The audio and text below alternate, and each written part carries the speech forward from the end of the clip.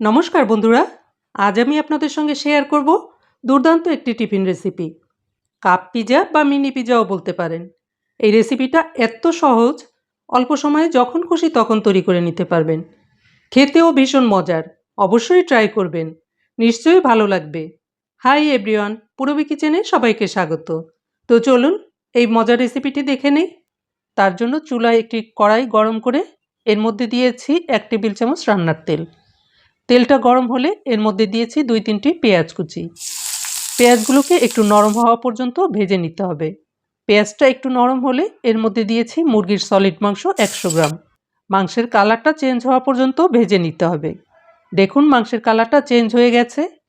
এই পর্যায়ে দিয়েছি হাফ চা চামচ লবণ, হাফ চা চামচ মরিচের গুঁড়ো, 1/4 চা চামচ গোলমরিচের গুঁড়ো, 1 চা চামচ আদা রসুন বাটা, হাফ চা চামচ গরম মশলার গুঁড়ো এবং 1 চা চামচ টমেটোর সস। এবার সব কিছু একসঙ্গে নেড়েচেড়ে মিশিয়ে নিয়ে ভেজে নেব।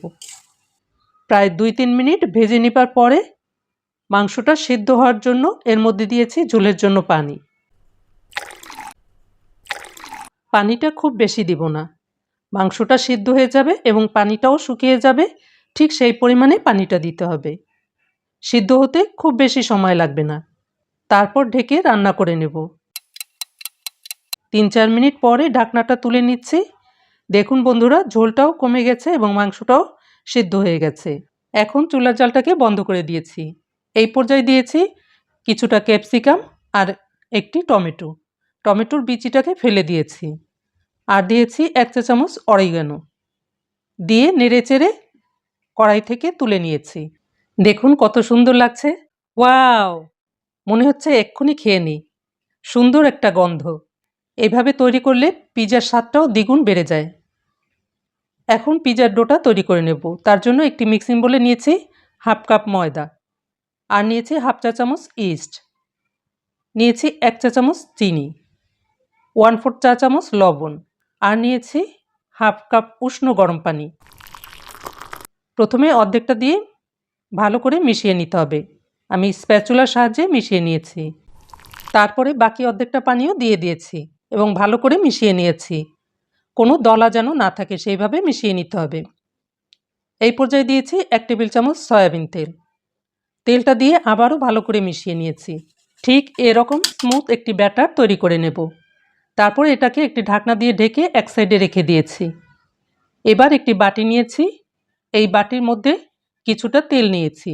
এবার এই তেলের মধ্যে নিয়েছি 1 চা চামচ ময়দা। ময়দাটাকে তেলের সঙ্গে ভালো করে মিশিয়ে নিয়েছি। এবার পিজা তৈরি করার জন্য একটি মোল্ড নিয়েছি। এখানে কাপ মোল্ড নিয়েছি। আপনারা চাইলে ছোট ছোট বাটিতেও তৈরি করতে পারেন। তারপরে ওই ময়দা মিশানো তেলটাকে ব্রাশ করে দিয়েছি, এতে করে পিজাগুলো সুন্দর উঠবে। এবার ডোটাকে আমি একটি মগের মধ্যে নিয়ে নিয়েছি। এই কাপের মধ্যে দিতে সুবিধা হবে।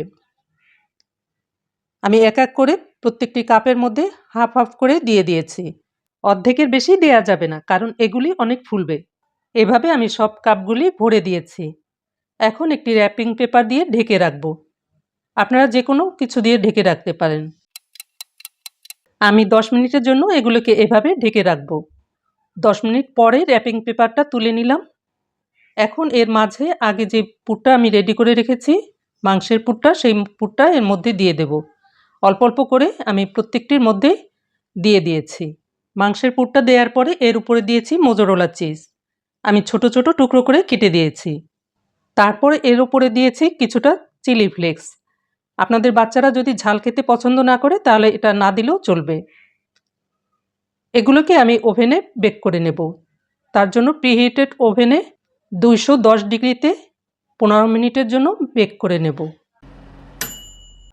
15 মিনিট হয়ে গেছে। পিজাগুলোকে বের করে নিয়েছি। দেখুন কত সুন্দর হয়েছে। বের করার পরে এর উপরে মাখন অথবা ঘি ব্রাশ করে দেবেন। তারপরে ঠান্ডা হলে এগুলোকে তুলে নিয়েছি। অবশ্যই ঠান্ডা হলে তুলতে হবে, তা না হলে কিন্তু ভেঙে যাবে। এতটা সফট। দেখুন কত সুন্দর হয়েছে, আর খেতেও ভীষণ মজার।